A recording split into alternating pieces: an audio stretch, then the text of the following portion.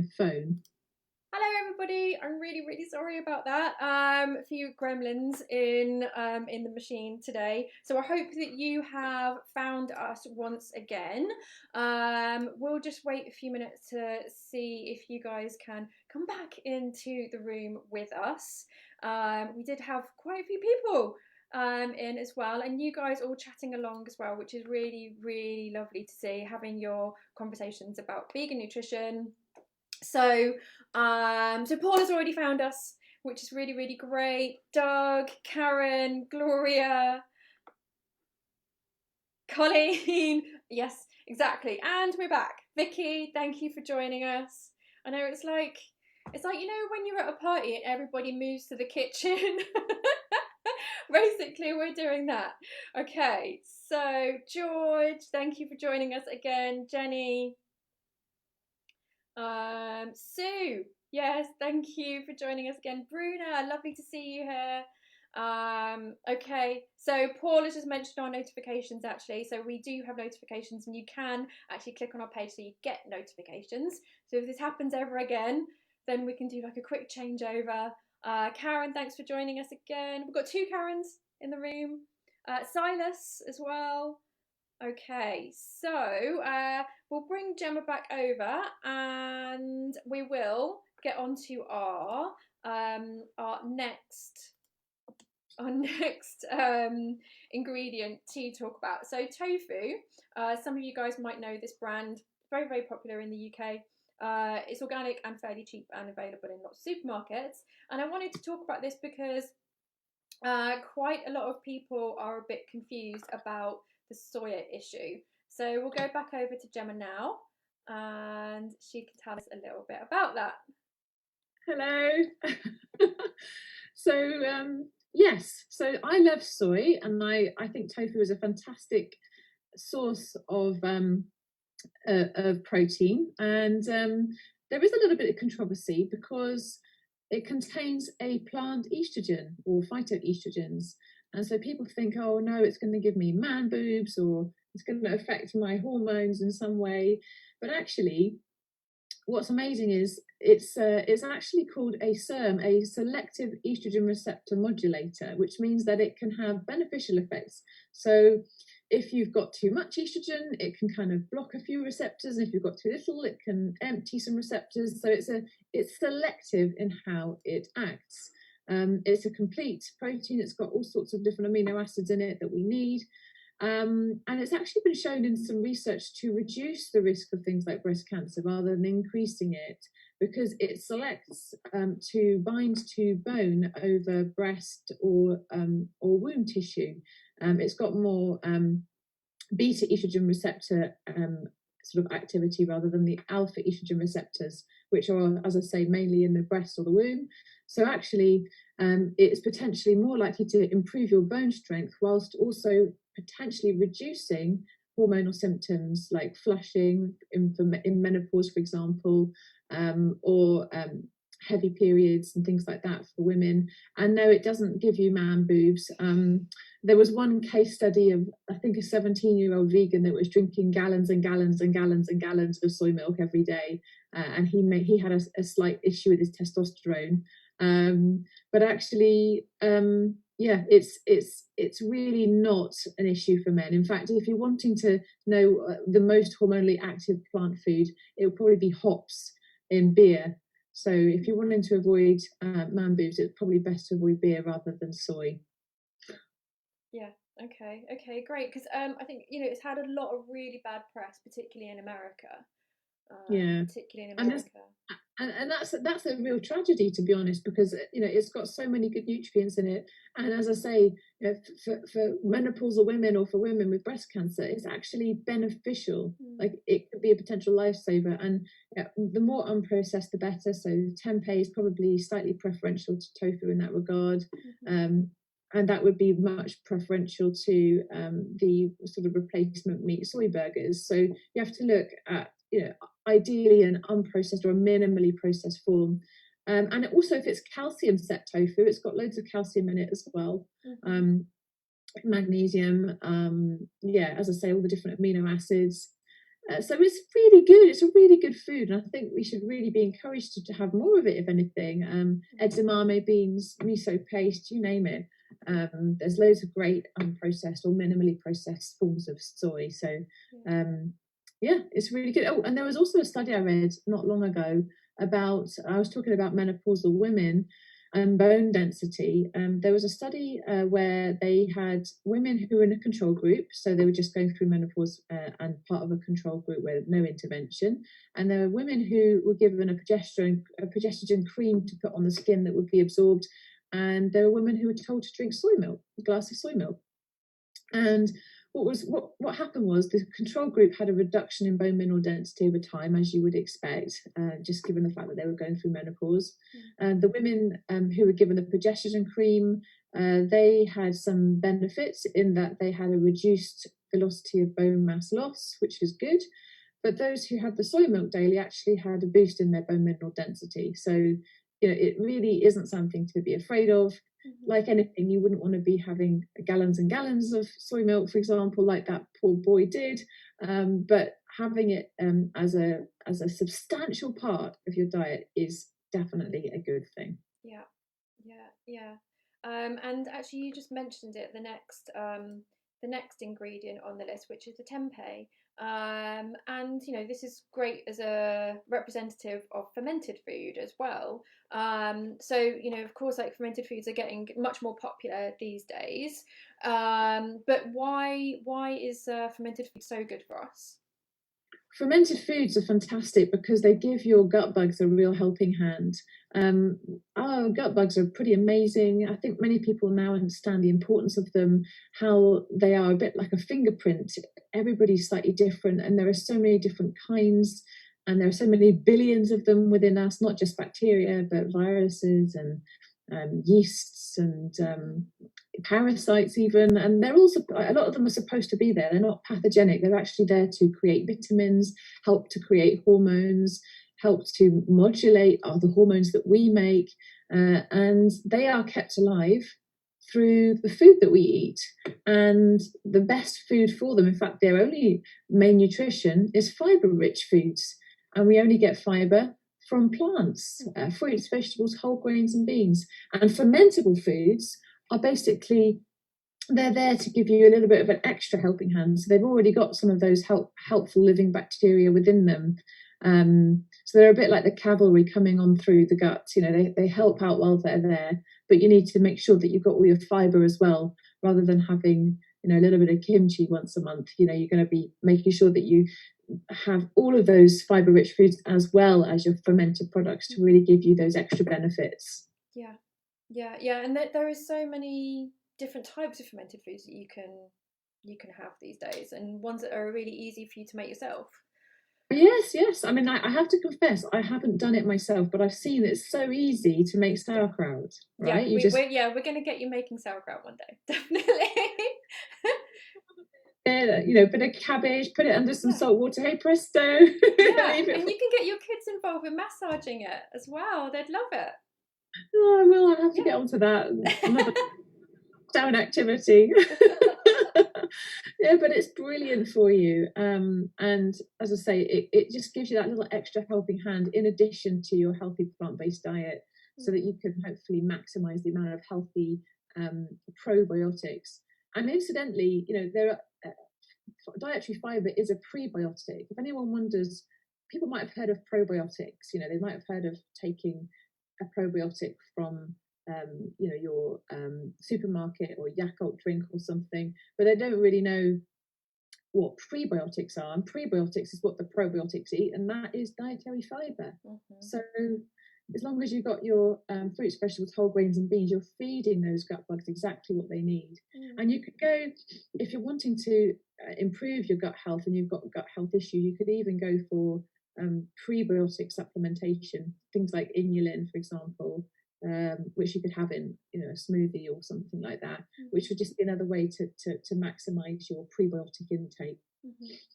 Okay, great. And Valentina actually asked a question, just going back to the soy that we were talking about, and she says it seems that most soy around the world nowadays is genetically modified.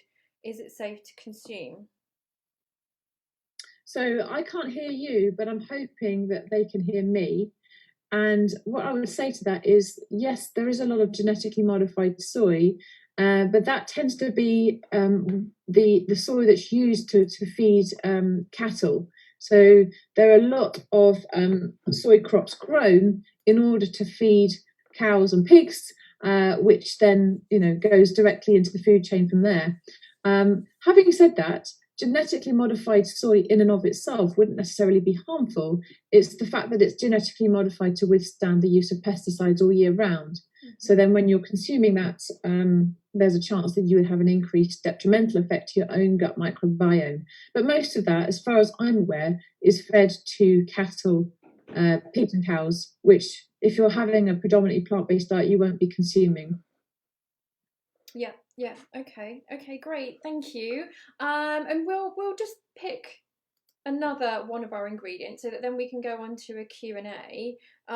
So let's talk about this one. So this is our chocolate. Chocolate. Yeah. So what is good about chocolate, or what can be good about chocolate, I should say?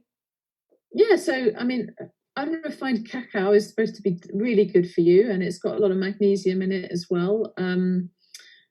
I think the health benefits of chocolate depend on which chocolate you go for.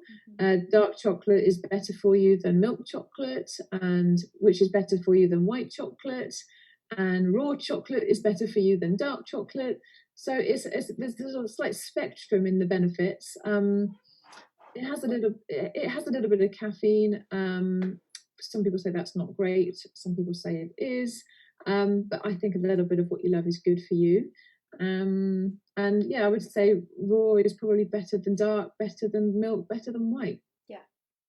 Yeah, and of course there are loads of really healthy alternatives, healthier chocolates on the market these days. So the one that I am often using these days is by Raw Halo. So the sugar that's in it is coconut sugar, and it doesn't have anything that's overly processed in it. So there are those options. Yeah, looks delicious. I wish I could grab through the camera and get myself. Yes, we say that quite often on this show, actually. I was thinking this. I'm really hungry right now. I'm just looking at all those ingredients, thinking I really need some lunch. But yeah, I think it's really important to have a little bit of what you love. I will say though that there is a little bit of evidence that if you suffer from acne, chocolate isn't necessarily the best choice. There was I think only one. I managed to find one randomized controlled trial where they even used cocoa-based capsules to see if they could see whether the acne was made worse by cocoa or the actual chocolate itself. And it seemed that it wasn't just saturated fat or dairy that made acne potentially worse. It was also the chocolate. So if you are someone that's really prone to spots, that might be something that you'd want to know.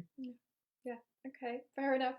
So we'll see if anybody wants to ask some questions, and just wait for those to come in. Annie has actually asked, is soy safe for me as I have Hashimoto's thyroiditis? Yes. So I think with Hashimoto's, there's a little bit of controversy over it because it is slightly hormonally active. I will say that there's loads of people that have a whole food plant-based diet and their Hashimoto's improves drastically, and they include soy in that. Other people want to do things like the autoimmune protocol, which removes things like soy. So people get results either way, and it's something that you should probably have to sort of monitor your own antibody levels and see where you're at. But yeah, I think on the whole, yes, it would be safe as long as you're not overdoing it. Yeah. Okay, great. Thank you. And we just need to quickly come over here because we on every show, Gemma, we have a rainbow. And at the beginning, everyone would try and figure out where the rainbow was in the show, and then they got so good at it, I ended up drawing something at the end of our rainbow, so they have to guess what is at the end of our rainbow. And so Colleen, who is our professional rainbow spotter, has already guessed it a long time ago, and it's our mushroom. So we just had to mention that and say, Colleen, you've once again beat everybody to it. And now Virginia says, Are we going to talk about mushrooms? well, we can talk about mushrooms, but there are a few questions coming through now. But you know how much I love mushrooms. So let's just say mushrooms are amazing. Everybody should eat them. So Virginia says, any thoughts on nutritional support for osteoporosis? Yes, so the main thing for osteoporosis is to make sure you've got enough calcium and vitamin D, and also that you're actually weight bearing on your joint, sort of the joints that are affected, especially with things like osteoarthritis as well. So osteoporosis and osteoarthritis can both increase as you get older. And with osteoporosis, you want to make sure you've got enough calcium, you've got enough vitamin B12. So I would definitely consider taking a supplement, because most people in the UK, even with lighter skin tones, will find that they are vitamin D deficient. There are not very many dietary sources of vitamin D. You can get it from things like oily fish and dairy, but only 10% of the vitamin D that we take in is through diet anyway. And plant-based sources would be mushrooms that have been sunbathing. So it's another reason why we love mushrooms, is because if you've got brown mushrooms, then they've got vitamin D in them. And supplemented foods like cereals, for example, that some or plant milks that would have vitamin D within them. But really, I think if you've got a medical condition like osteoporosis, you must take a vitamin D supplement, and also ensure that you've got enough calcium, either in supplement form or in the food that you're eating.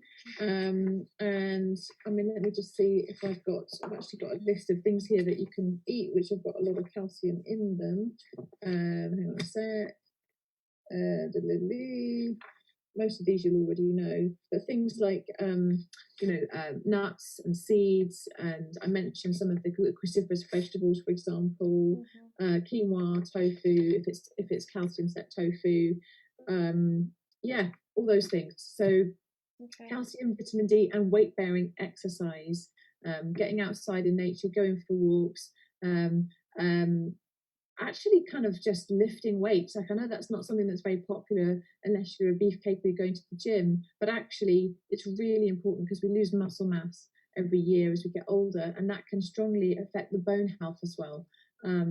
So yes, and there are vitamin D receptors all over our body. So there was a study I read recently that if you have a vitamin D deficiency, you also have increased risk of falls, because there are vitamin D receptors in the muscles, which, if you don't have enough, can also reduce muscle mass. Wow. So those are my top tips for osteoporosis. Okay, great. Virginia, I hope that answered your question.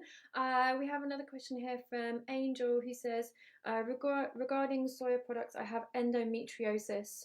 Should I be eating soy? It seems to be one of the foods that often people cut out if they have endometriosis. I would say that with endometriosis, you can very safely have soy, and I would even encourage you to do so. It's honestly, there's a couple of good studies I've read on endometriosis and plant-based diets, and there was no issue with soy consumption, and it could well be beneficial. And in fact, if you want to get some more information about things like endometriosis and fibroids, I'll be talking about that in my book. But in the meantime, there's an excellent book by Dr. Neil Barnard in the US, and it's called Your Body in Balance, and he talks about endometriosis. He's got some lovely case studies. And I went to a conference in Ireland just before lockdown, and there was a gynecologist there who presented a couple of really encouraging and wonderful case studies of his own patients who have severe endometriosis and who underwent big transformations in their symptoms and in their ability to conceive following plant-based diets, including soy. Wow. Okay, great. Thank you. And actually, you have just mentioned your book, so please, can you tell us about your upcoming book? Oh, yes, Day. Well, I'm going to be. I've pretty much written it now. There's a lot of editing, I'm sure, that will come back to me, no doubt. But I had to edit it myself. Actually, I wrote so many words I cut it down. But it's going to be absolutely fantastic, and I'd urge everybody here to get yourselves a copy. It's all about the benefits of plant-based nutrition for health, but it's also about nature in general. So it's about the power of plants for general well-being, not just on our plate, but surrounding ourselves with plants too, in a variety of different ways. So it's just a really practical book. There's a section on diabetes, there's a section on heart disease, there's a section on women's health, there's a section on hormones, a section on mood and mental health. So there's all of these major issues, and immunity, obviously that's become particularly topical this year. There's a section on all of those things, as well as other things that you can do holistically to bring yourself back to health and balance. Okay. And do we know the title of it yet? Well, it's going to be called the Plant Power Doctor, I think. But of course. I think that's what the publishers are going for. But the tagline, I'm not sure. I've submitted my tagline. Let's see if they go with it. Yeah, I can see it being the first of many as well. Oh well, we'll see. There's going to be another one because Okay, right. Let's see if we've got some more questions. So we have a couple of questions here about B12. Colleen says, can you talk about B12? What's the best way to get it into your system, and why is it so important to us? But also George says, is there any difference nutritionally between getting your B12 in a supplement pill versus getting it through something like nutritional yeast? So vitamin B12 is made by microbes in the soil, and that's where, if you're a cow and you're munching on some grass, that's where you would traditionally have got your B12 from, just munching on the soil, and then you would have got it from there. We don't eat soil and we don't drink untreated water, so that's why we're not going to be able to get enough B12 unless we supplement or we eat fortified foods. So in a way, you're kind of cutting out the middle cow by not having the cow, because nowadays a lot of these cows are reared on factory farms where they don't get to eat grass anyway. They get their feed, which is supplemented with B12. So you're just kind of cutting out that supplementing process by taking it yourself. And is there a difference? Well, not really. I think having it from nutritional yeast is great. Having it from fortified foods is handy. You can get it in a lot of plant milks and cereals as well. But I would personally suggest just taking a supplement, because you're not going to come to any harm from doing that, and you could really potentially benefit, because we need it for a lot of our cellular processes. We need it for our what am I trying to say? It's for the synapses in the brain, as well as for the cellular processes that we have, and also it's used for breaking down homocysteine, which is an amino acid that is quite hard to break down. You need to have 3 different vitamins: B12, B6 and folate vitamin, and a plant-based diet is really rich in B6 and really rich in folate, but where it would fall down unless you supplemented was the B12. And if you don't have it, you can't break down homocysteine, which is really important for reducing inflammation in the body and reducing oxidative stress. So if you're vegan and you haven't thought about having lots of whole foods, you could actually have very high homocysteine levels, even if you're not eating foods that would traditionally contain it, such as meat and dairy, because it's also contained in sort of fried foods, oily foods as well. So you want to be able to make sure you've got enough B12 to break down homocysteine as well. So you can take it as a once week supplement in much higher doses, or you can take it daily in a lower dose supplement.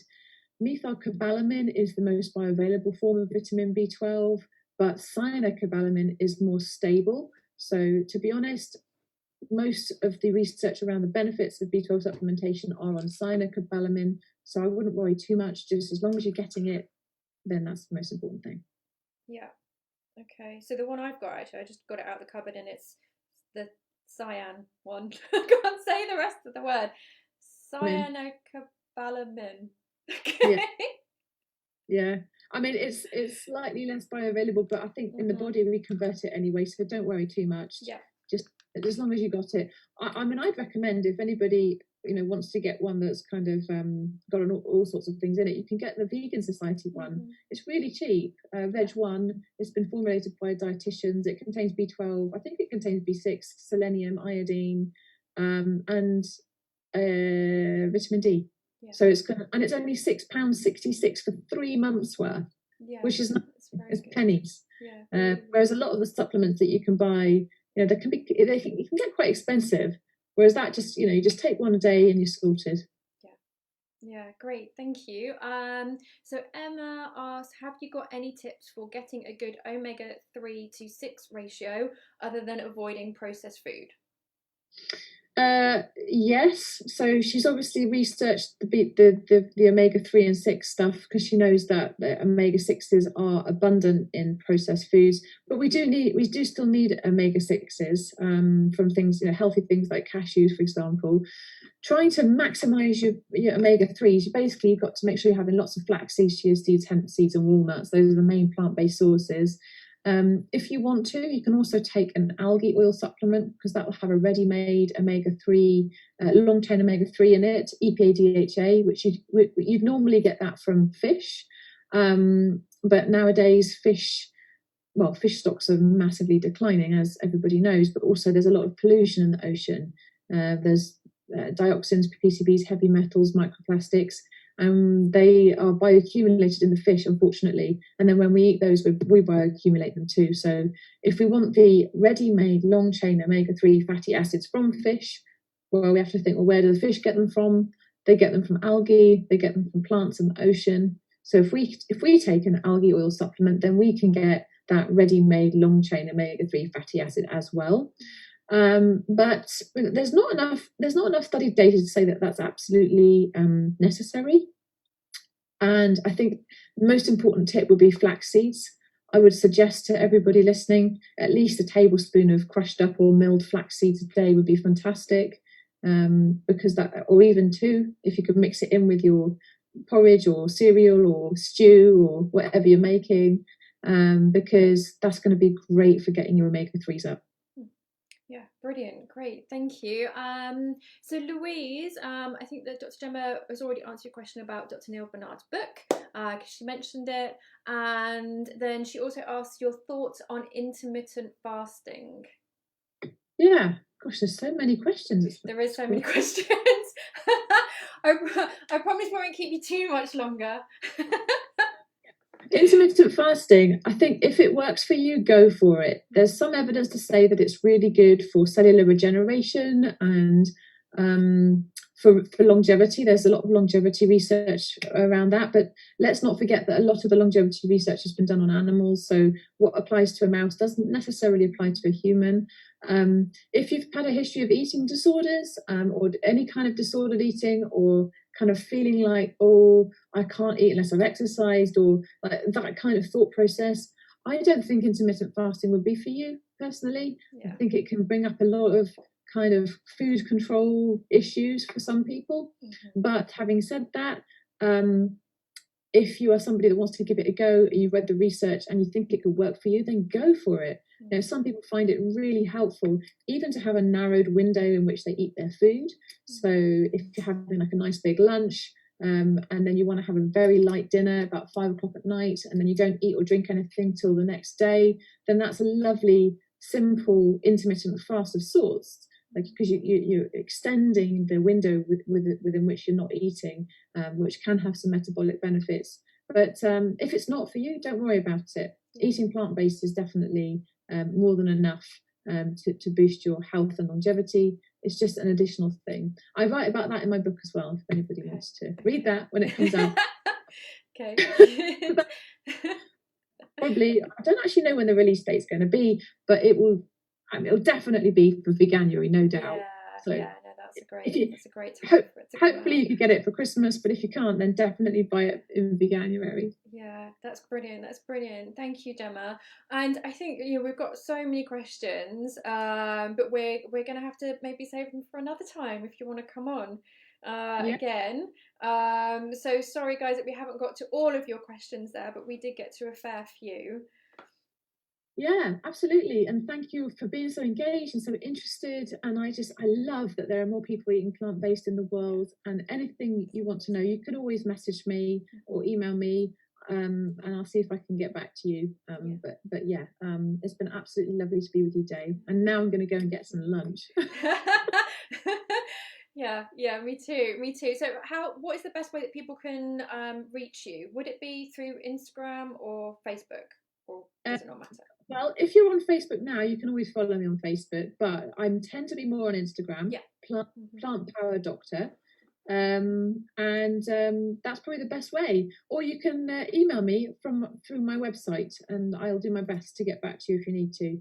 Yeah. But if you just look at the website, honestly, I've put loads of free information on there, loads of different topics. It'll hopefully be something that you find as a resource in and of itself. So just have a look at my website and contact me on Instagram at Plant Power Doctor. Brilliant. That's great. Thank you so much for spending this time with us. We really, really appreciate it. Really appreciate it. Yeah. Thank you so much. And good luck with the book.